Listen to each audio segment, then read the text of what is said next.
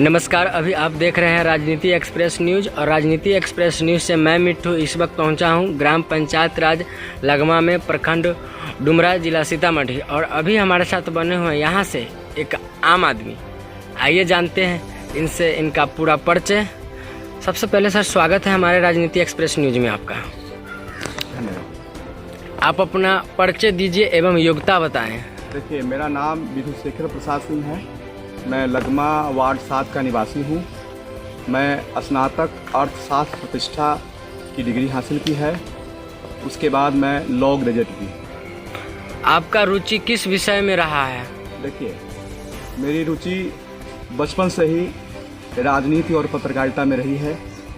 मैं लगभग 8 वर्ष की उम्र से BBC हिंदी सर्विस का नियमित श्रोता रहा हूँ, जिससे मैं 21 अक्टूबर 1984 को सुबह में, जब हम लोग छठ के हाट से लौटे थे और माननीय प्रधानमंत्री स्वर्गीय इंदिरा गांधी जी की गोली हत्या हुई थी, उस समय से मैं BBC सुन रहा हूँ।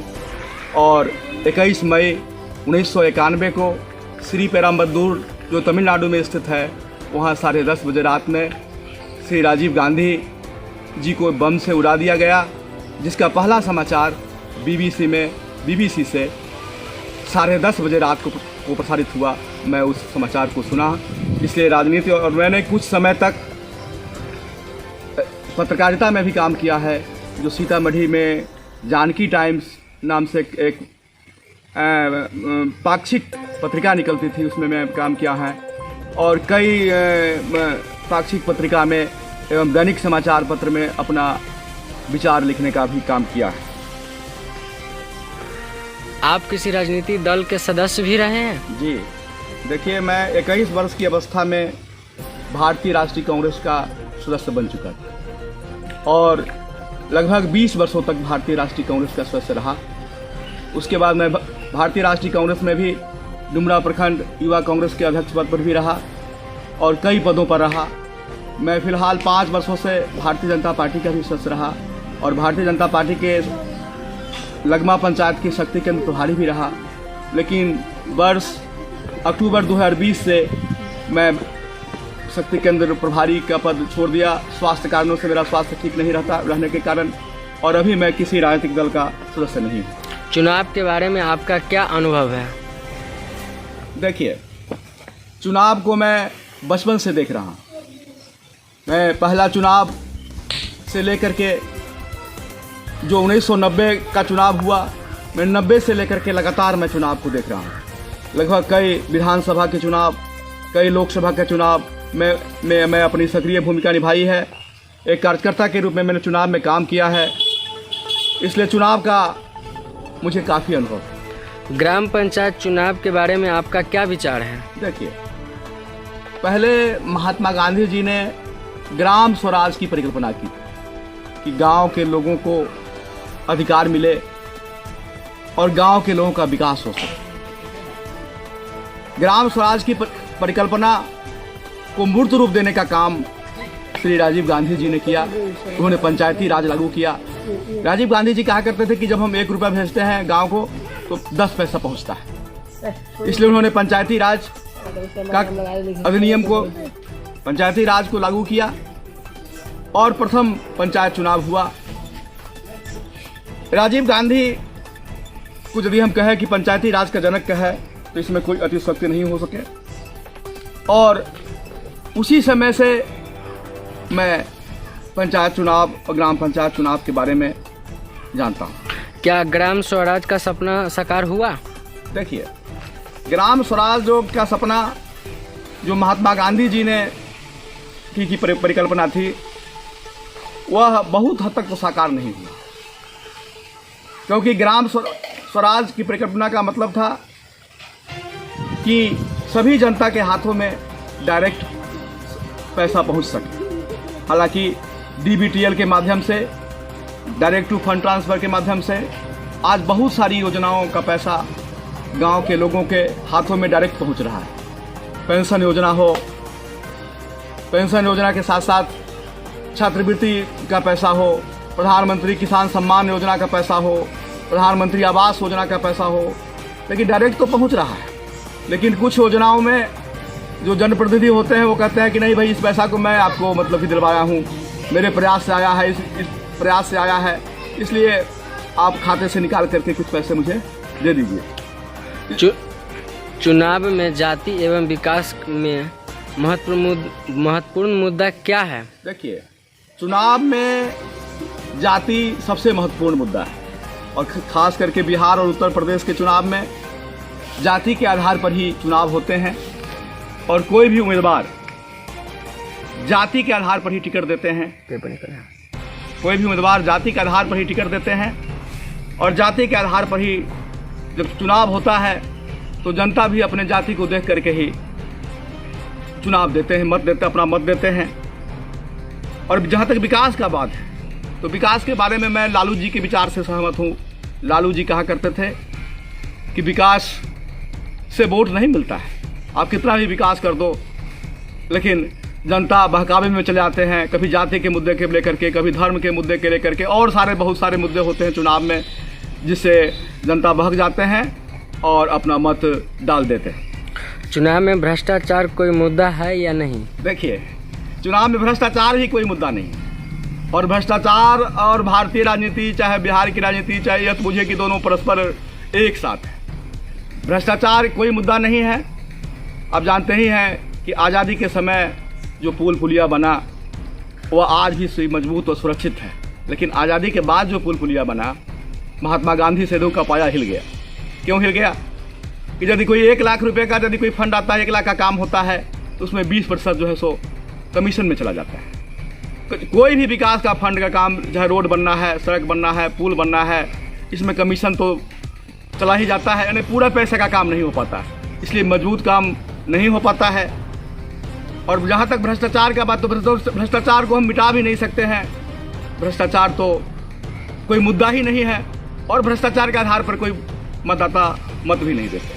आपके विचार में जनप्रतिनिधि कैसा होना चाहिए? देखिए, मेरे विचार में जनप्रतिनिधि, मैं पूर्व सांसद जो आज जीवित नहीं है, मोहम्मद अनवारुल हक साहब, वो कहा करते थे कि जनप्रतिनिधि ऐसा होना चाहिए जो हमारे सुख और दुख दोनों परिस्थिति, सुख का मतलब क्या हुआ कि शादी का संस्कार है और घर में बहुत सारे सुख के जो प्रोग्राम होते हैं उसमें, और दुख में यदि हम संकट में आते हैं, यदि हम अस्पताल में भर्ती हैं, यदि हमें एम्स में भर्ती कराना है और उस समय यदि कोई जनप्रतिनिधि आ करके हमें अस्पताल में देखता है, हमारे संकट में साथ देता है, आर्थिक मदद की बात नहीं है, आर्थिक मदद की कोई ज़रूरत नहीं है। यदि वह जनप्रतिनिधि अपने रूप से आर्थिक रूप से समृद्ध होंगे, मजबूत होंगे, तब ना कुछ आर्थिक मदद करेंगे। आर्थिक मदद कोई मुद्दा नहीं रखता है।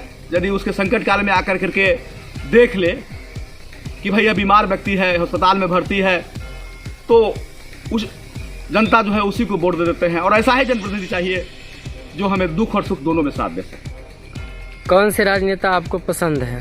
देखिए, राजनेता की बात है तो लालू प्रसाद जी से मैं काफ़ी प्रभावित हूँ।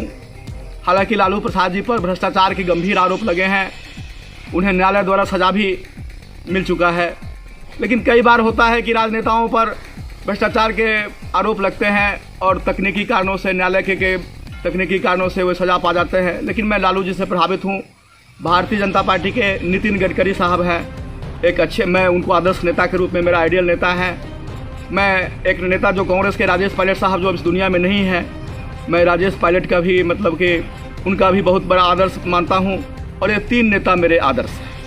आप लगमा पंचायत से आते हैं, लगमा पंचायत चुनाव में खड़े प्रत्याशियों के बारे में आपका क्या विचार है? देखिए, लगमा पंचायत में मैं आता हूँ, वार्ड 7 से आता हूँ और लगमा पंचायत के विभिन्न पदों पर, वार्ड मेंबर से लेकर के पंचायत समिति है, जिला परिषद है, सभी जो उम्मीदवार खड़े हैं, मेरे विचार से जिला परिषद में जो खड़े उम्मीदवार हैं, ओम प्रकाश जी, जिनका आंदोलन से हमारा हमेशा साथ रहा है, उन्होंने किशन पटनायक, विनोद बाबू, जोगेंद्र यादव जी से काम किया है, बहुत अच्छे उम्मीदवार हैं। मुखिया प्रत्याशी के रूप में जो सरोज जी खड़े हैं, सरोज जी तो टेक्निकल रूप से खड़े नहीं हैं, उनकी पत्नी चुनाव लड़ रही है, लेकिन चर्चा में 2 ही उम्मीदवार की ज़्यादा चर्चा है। तो उन्होंने हमेशा इस लगमा पंचायत की जनता जो है, जनता के सुख दुख में खड़े रहे हैं। दूसरे उम्मीदवार वो खड़े तो उनका भी पत्नी भी खड़ा है आलोक जी, जिनका भी राजनीतिक इतिहास जो है सो राजनीति पृष्ठभूमि विरासत में मिली है। उन्होंने भी 2 चुनाव जीता है, एक जिला परिषद का चुनाव उनकी माँ जीती और उसके बाद खुद उनका परिवार मुखिया चुनाव जीते। तो वो उम्मीदवार भी व्यक्तिगत रूप से ठीक है और 5 साल है तो 5 साल में तो सभी जनता को संतुष्ट नहीं कर सकते हैं, इसलिए दोनों उम्मीदवार बहुत अच्छे हैं और भी उम्मीदवार हैं और मुखिया के हो सकते हैं, लेकिन 2 उम्मीदवार की ही आम जनताओं के बीच में चर्चा है और जनता बुद्धिजीवी है, जो उनके सुख दुख में संकट में और जो उनके अच्छे लगे वहाँ उन्हीं निर्णय करेंगे। आपसे मैं लास्ट क्वेश्चन कर रहा हूँ, लगमा पंचायत चुनाव में विभिन्न पदों पर खड़े प्रत्याशी, आपको किसी से कोई शिकायत है? देखिए, लगमा पंचायत में खड़े विभिन्न पदों पर, चाहे वार्ड मेंबर हो, पंचायत समिति हो, मुखिया का पद हो, मैं किसी उम्मीदवार से हम लोग को कोई शिकायत नहीं। सभी अपने हैं, गांव समाज के हैं। आज चुनाव आए हैं तो खड़े हुए हैं, लेकिन फिर आपस में सब मिलेंगे, इसलिए किसी व्यक्ति से कोई शिकायत नहीं है और सब लोग अच्छे हैं। चलिए, धन्यवाद। देखते रहें राजनीति एक्सप्रेस न्यूज। आपका दिन शुभ हो। जय हिंद, जय भारत।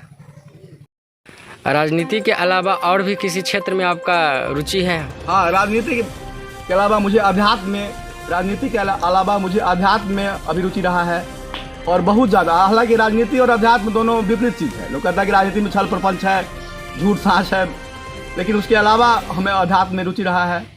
दिव्य ज्योति जागृति संस्थान के संस्थापक आशुतोष महाराज हमारे गुरु रहे हैं। उसके बाद चित्रकूट पीठाधीश्वर स्वामी रामभद्राचार्य जी का प्रवचन मैं सुनता हूँ, इंद्रदेव महाराज जी का प्रवचन सुनता हूँ, असंग देव जी का प्रवचन मैं सुनता हूँ और मैं जानता हूँ कि जीवन में सत्य क्या है। कोई भी राजनीति पद पर हो, कोई व्यवसाय पद पर हो, लेकिन जीवन में सत्य क्या है? जीवन और मृत्यु। और जब जीवन और मृत्यु में जब जीवन मिला है तो हम अच्छे कर्म करें और अच्छे कर्म कर करके लोगों की भलाई करें, यही सत्य है। हमारे चैनल के माध्यम से आप अपने पंचायत वासी को क्या संदेश देना चाहेंगे? मैं यही संदेश देना चाहूँगा कि सब लोग अपने हैं और आप बुद्धि के आधार पर, अपने विवेक के आधार पर कोई बुरे नहीं हैं, अच्छे लोग हैं। मैंने सरोज जी के बारे में बोला, आलोक जी बोला, मैं ओम प्रकाश जी, मैंने कितने का नाम, जितने के उम्मीदवार खड़े हैं सब लोग अच्छे हैं और सब हमारे समाज के हैं। किसी से हमें कोई शिकायत नहीं है। आप अपने बुद्धि के अनुसार, और मैंने जनप्रतिनिधि को बता ही दिया कि जनप्रतिनिधि से तो बहुत सारी अपेक्षाएं लोग रखते हैं, अपेक्षा जो रखते हैं उनको शिकायत होता है। हम लोग तो कोई अपेक्षा नहीं है कि, इसलिए शिकायत कोई नहीं है, किन्हीं लोगों से कोई शिकायत नहीं है। अपने बुद्धि के आधार पर कि भाई हमारे सुख दुख में, जब हम अस्पताल में भर्ती रहे, कौन सा व्यक्ति हमको एम्स में जल्दी भर्ती करा सकता है? कौन सा व्यक्ति जब हम अस्पताल में भर्ती रहे तो आकर के देख सकता है? कौन सा व्यक्ति हमारे सुख और दुख दोनों में साथ दे सके? आर्थिक मदद की बात मैं नहीं करूंगा कि आर्थिक मदद बहुत बड़ा मुद्दा नहीं। यदि कोई अस्पताल में खड़ा कोई व्यक्ति है, भर्ती है, और वहाँ आकर यदि कोई खड़ा हो जाता है और पूछता है क्या हाल है, तो बहुत उसका मनोबल बढ़ जाता है, उसकी सहानुभूति उसके साथ बढ़ जाती है। ऐसे लोगों को चुने। चलिए।